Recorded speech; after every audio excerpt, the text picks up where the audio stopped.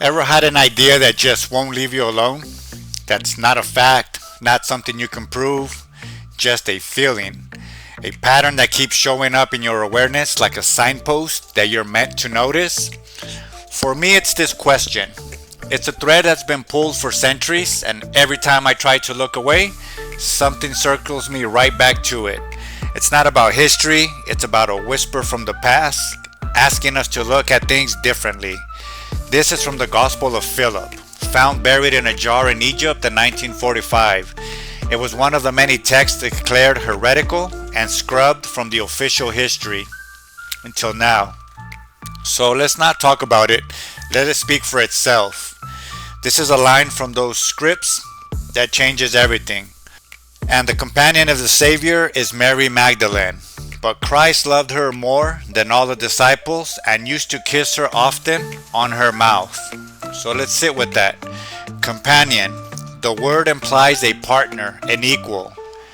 And kiss her often on her mouth. In this text, mystical language, a kiss isn't romantic. It's a transfer of spirit and wisdom. But the church couldn't allow this. It had spent centuries recasting Mary as a prostitute to minimize her.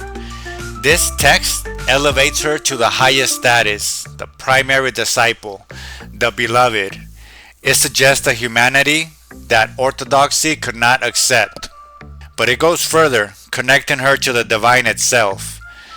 The Sophia, whom they call the barren, is the mother of the angels, and the companion of the Savior is Mary Magdalene.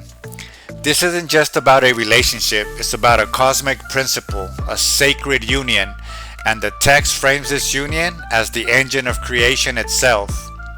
Great is the mystery of marriage, for without it, the world would not exist. The existence of man depends on marriage. So what is this text really pointing to? It's pointing inward. Its entire message is a radical path to what it calls gnosis, not belief, but knowing. It claims that within you right now is a divine spark, a fragment of the ultimate reality that fell into this world. Your salvation isn't about being saved by someone else, it's about awakening to what you already are. This process starts with a brutal, honest look at the world. He who has known the world has found a corpse, and the world is not worthy of him who has found a corpse. Gnosis is realizing the material world we chase is ultimately empty, a corpse, compared to the living reality of the spirit within. The root of all of it? Ignorance. Ignorance is the mother of all evil. Ignorance will eventually lead to death. But here, death isn't physical. It's the end of a cycle of ignorance. It's the death of the old self. The awakening is a total transformation. It's not possible for anyone to see anything in the real world unless he becomes like it. You saw the Spirit, you became Spirit. You saw Christ, you became Christ. You don't just worship Christ, you awaken to the Christ consciousness within you. You realize the Father within. This is the ultimate self-salvation. So why did this message get buried? Because it's a direct threat to an institution built on being the necessary middleman between you and the divine. The text makes this crystal clear with a devastating metaphor. God is a dyer. As the good dyes, which are called true, dissolved with the things dyed in them, so it is with those whom God has dyed. A cheap dye just coats the surface. It looks good until the first wash, then it fades and it stains everything else around it.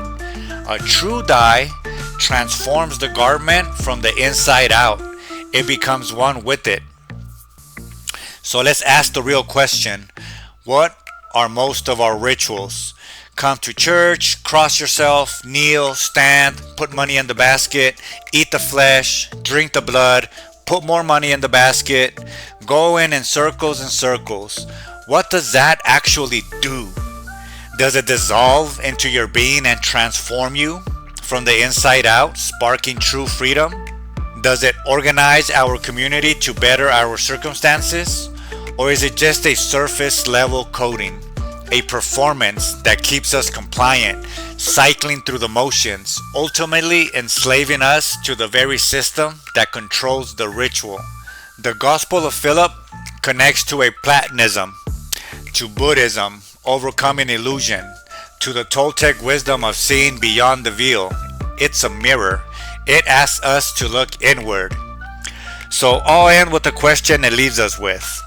The one's been pushing me to ask you, why are you listening to this? Really? Why are you searching for content like this?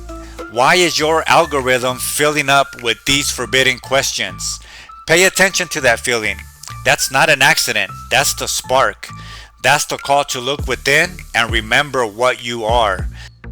That's the path to self-salvation.